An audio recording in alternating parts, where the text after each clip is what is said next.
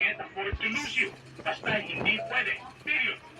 Sir, wala akong bakit tiwala sa amin. Marami na kami nakukover na delikado. Hindi kami natatakot. Kahit may namin ito. Sir, basta hindi pwede. Read my lips. No way!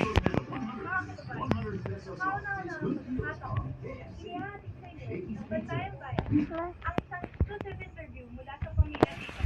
Isang kinikilalang akan sa bayan ng Santa Fe.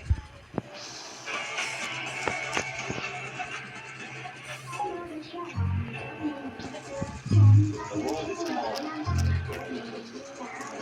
Next up, a new fourth territory. What? Just a piece of cake. Unlock a get back on time. Yes, you can. Want to board another check profits. Sweet credit card.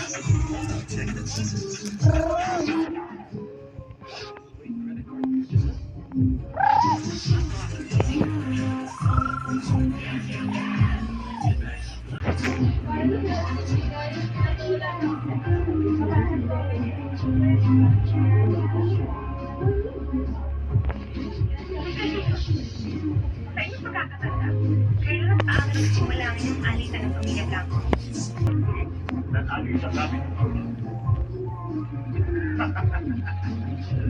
Hindi mo na dapat sa interview. Sakit pa lang siya.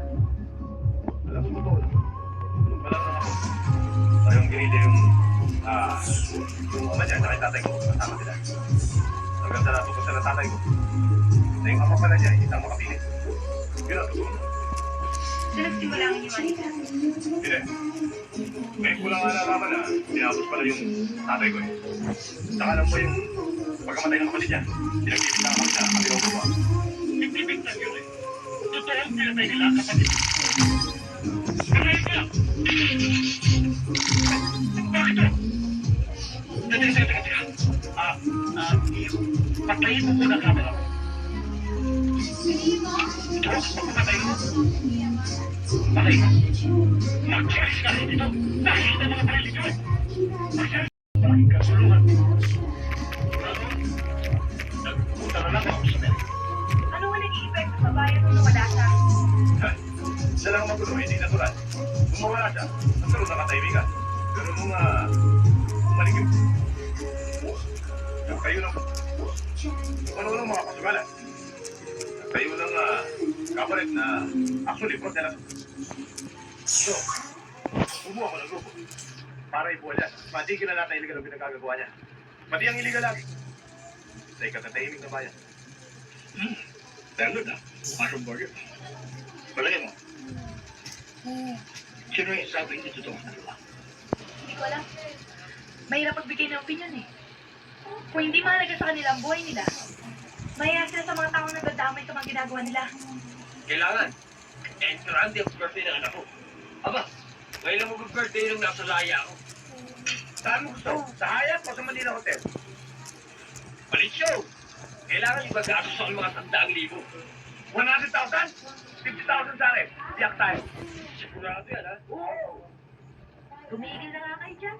Wala na kayong inisip kundi puro gasto. Yeah!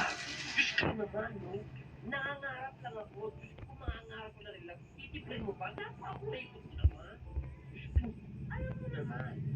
At si Ninong ang gagastos ng lahat. Kaya nakita mo naman si Ninong. Gano'ng kamahal siya fiesta. Ayaw, sino akong gaya ngayon? Hindi na papasok sa munisipyo ngayon, no? Abay, tuwing nakikita ko. Alam ba kung ano sinasabi? Abay, tuwing nakikita ko niya siya, Angelica. Alam, tubig ka. Ben! Tubig! Hihingi ka lang ng tubig at sisigaw ka pa. Oo,